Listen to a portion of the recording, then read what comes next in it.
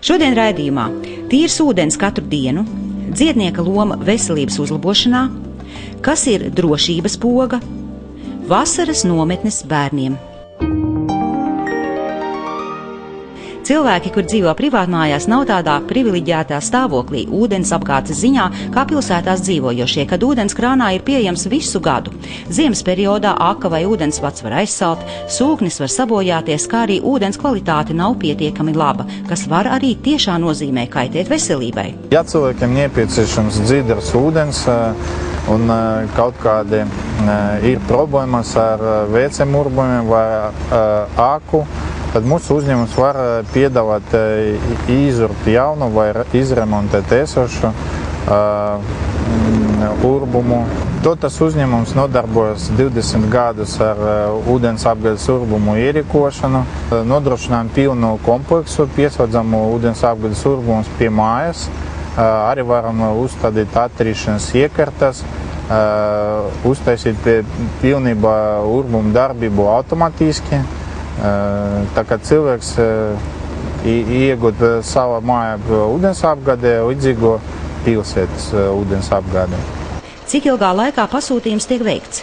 Ja mēs runāsim par privātpersonām, tad seklus urbumus varam izurbt 2-3 nedēļu laikā. Ja tas ir dziļurbums, to jāsaskaņo, un saskaņošana aizņem kaut kad mēnesi. Tad, attiecīgi, 2 mēnešu laikā var izurbt pie mājas dziļurbumu vai kaut kādam komerc uzņēmumam savu ūdeni. Privātpersonām cenas svars 30-40 lati par metru.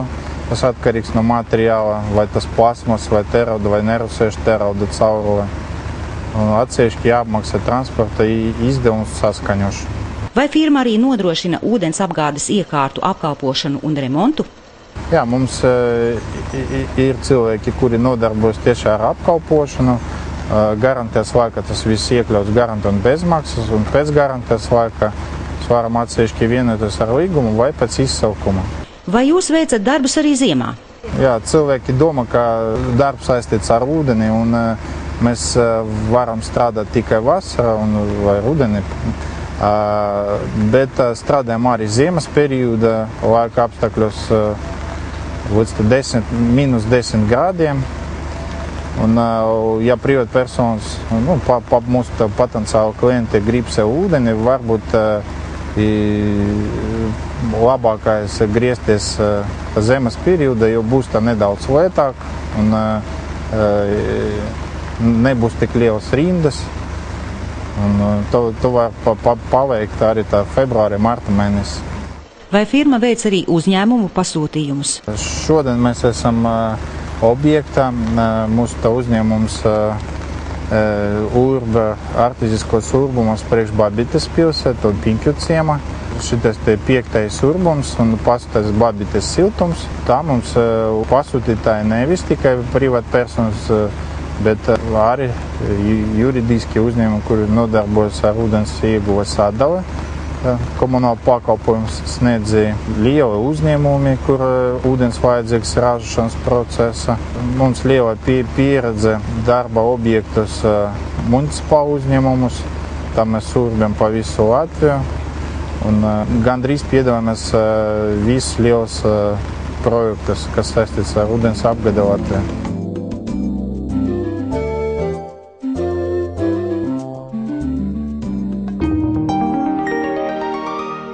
Šodien, kad ar lielu interesi sekojam ekstrasensu cīņām televīzijā un lasām informāciju par dziednieku spējām, rodas jautājums, kā reāli dziednieks var palīdzēt dažādu slimību gadījumos.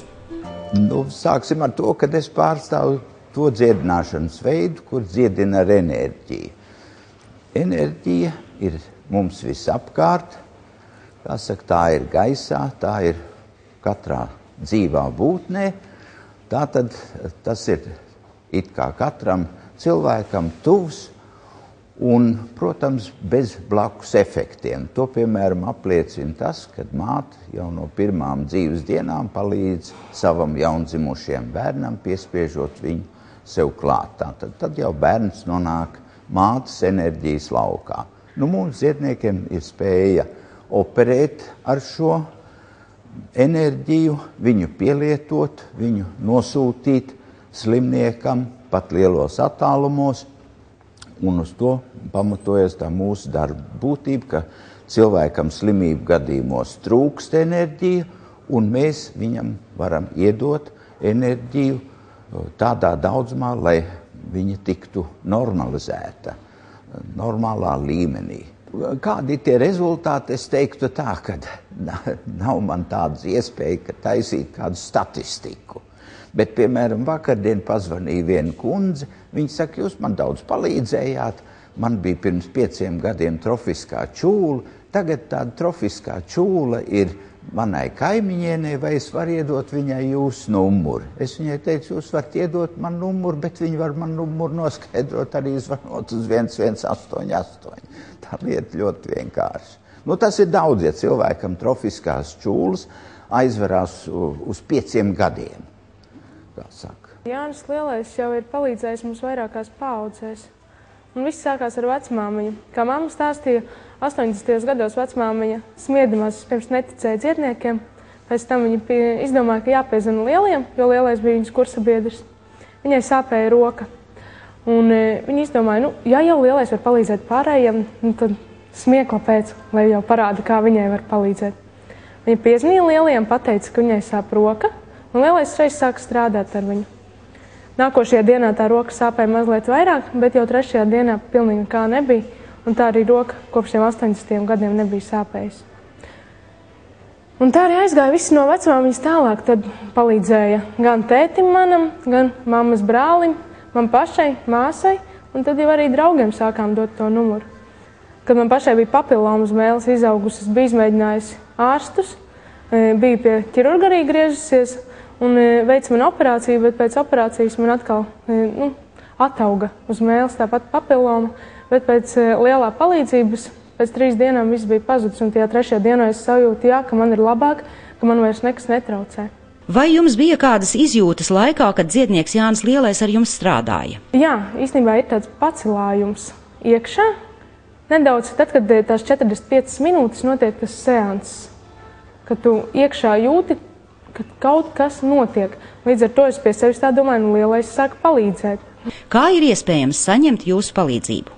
Es strādāju ar pacientiem tikai tad, ja viņi man piezvana vai atsūta īsziņu. Es strādāju katru vakaru 10:00, sākās seanss, tāpat ir 45 minūtes, un šajā laikā visi tie, kas zina, ko es daru, var padomāt pie sevis tā.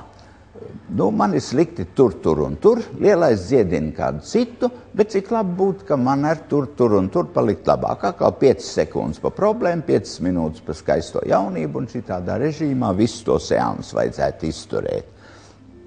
Tas ir tuvu tam, ja es ar cilvēku strādāju individuāli. Tas ir arī Ziemassvētku vakarā, vecgadu vakarā un līgo vakarā.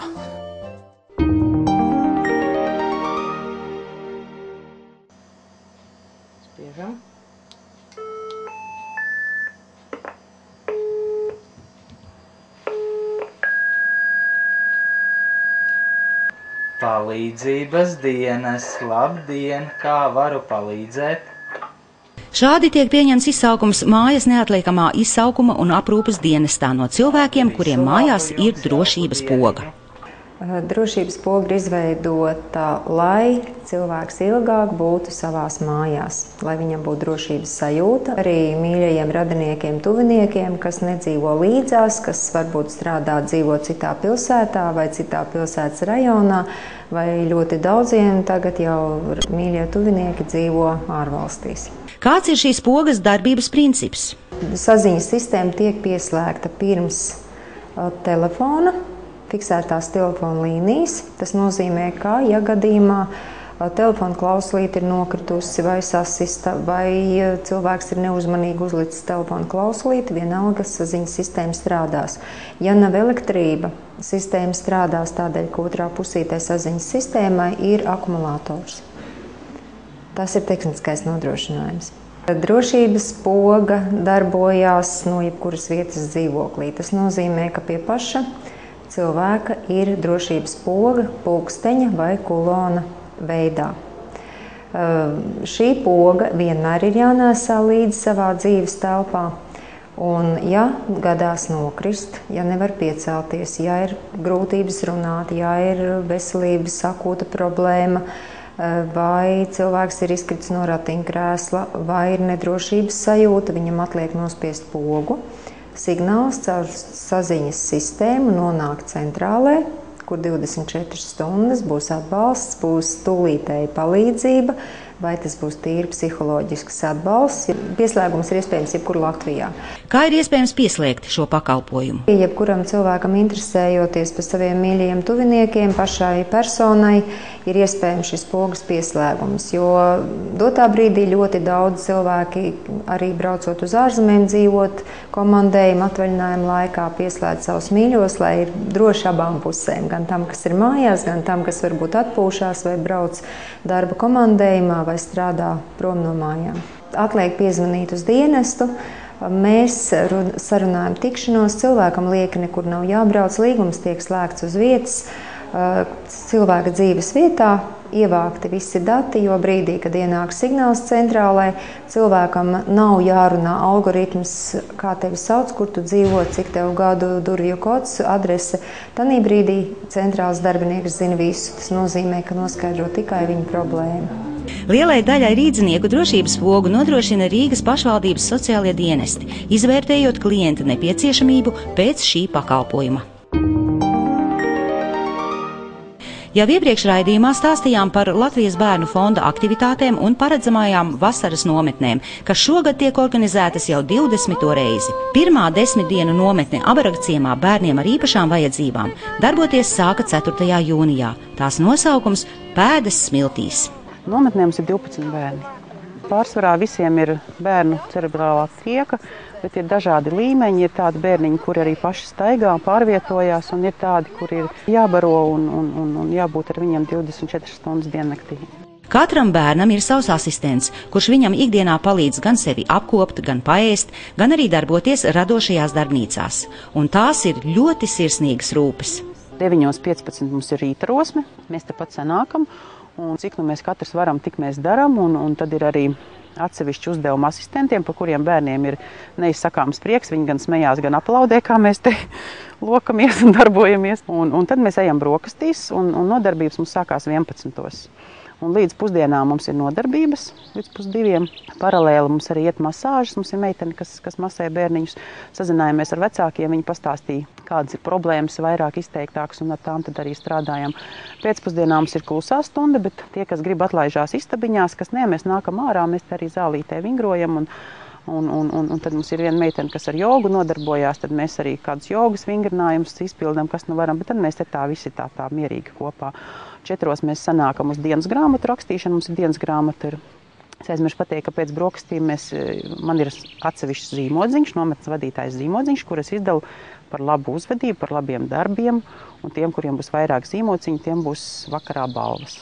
Jūra mūs šogad ar siltumu nelutināja, bet mēs izmantojam iespēju ar laivām pavizināties, un tāpat saulēkts un saulrietis pie jūras paskatāmies, un ja nav vējš stiprs. Bērni nometnē dzīvo 2-vietīgās un 4-vietīgās ērtās mājiņās, piedalās dažādās aktivitātēs un labprāt gaida viesus.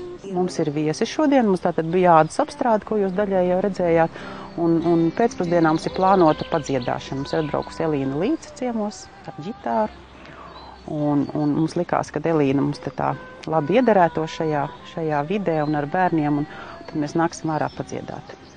Pārsteigumu bērniem bija sagādājis arī viens no nometnes atbalstītājiem - akciju sabiedrība Latvijas valsts meži. Mums bija cūkmenis atbraucis, un daudz bērni jau cūkmeni pazīst, un jautājumi gan viņam tie paši. Es pat gribēju ieteikt, lai viņš pamaina jautājumus, jo bērni visas atbildes šogad zināja. Todies viņam bija daudz balvas. Kādas vēl Latvijas Bērnu fonda organizētās nometnes ir paredzētas šajā sezonā? Kopumā mums ir ieplānots 26 nometnes. Gan bērniem ar speciālām vajadzībām, gan bērniem ar kustību traucējumiem ratiņkrēslos, ko jūs arī šodien šeit redzējāt un satikāt, gan bērniem no auģu un aizbildņu ģimenēm. Mums būs arī integrējošās nometnes, kur ir puse bērni ar šīm speciālām vajadzībām un puse ir bērni no daudz bērnu maznodrošinātām trūcīgām ģimenēm. Un uz šo brīdi mums ir sākušās 3 nometnes. Viena ir šī, un tad ir 2 Latgales reģionā. Viena ir bērniem ar speciālām vajadzībām un viena Audžu ģimeņu nometne. Audžu ģimeņa bērnu nometne, un tad uzreiz nākošās nometnes mums sākas pēc Jāņiem. Vai visas nometnes ir jau nokomplektētas? Attiecībā uz bērnu nokomplektēšanu, jā, praktiski visas nometnes ir nokomplektētas. Varbūt dažas vietas vēl ir šur tur brīvas, jo dzīve ir dzīve un ir situācijas, kad vecāki dažādu iemeslu dēļ atsaka. Bet ir rezerves saraksts, un tad diezgan ātri varam arī šīs tukšās vietas aizpildīt. Ir ļoti žēl, ka ir daudziem arī jāatsaka, jo visi ir ļoti aktīvi šajā vasarā un nespējam mēs visus uzņemt ar to resursu nometņu, kas mums ir.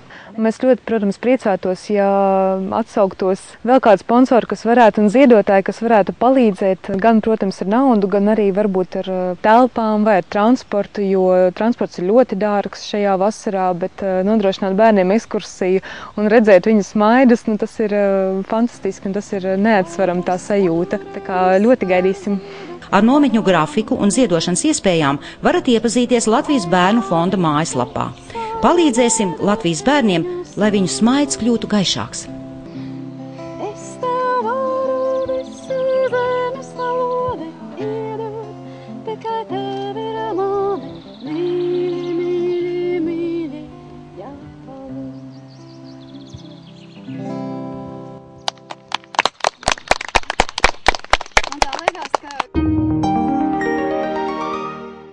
Cēsu sanatorijas internāta pamatskola rehabilitācijas centrs ir otrās mājas Latvijas bērniem, kuri slimo ar astmu un citām hroniskām plaušu slimībām. Tādēļ liela uzmanība paralēli kvalitatīvam mācību procesam tiek veltīta darba audzināšanai. Brīvajā laikā bērni palīdz pieaugušajiem dārzā un apgūst visas praktiskās iemaņas. Un cik garšīgas ir pusdienas, ja uz galda pašu izaudzētais. Skolā daudz uzmanības tiek pievērsts bērnu norūdīšanai un visa veida fiziskajām aktivitātēm. Skola piedāvā mācības pēc vispār izglītojošo skolu programmas no 1. līdz 9. klasei, bezmaksas medicīnas pakalpojumus, rehabilitāciju un ēdināšanu. Skola atrodas Cēsīs, ārpus pilsētas centra, Gleznaina parka vidū. Un jau tagad vecāki tiek aicināti pieteikt bērnus visās klašu grupās nākamajam mācību gadam.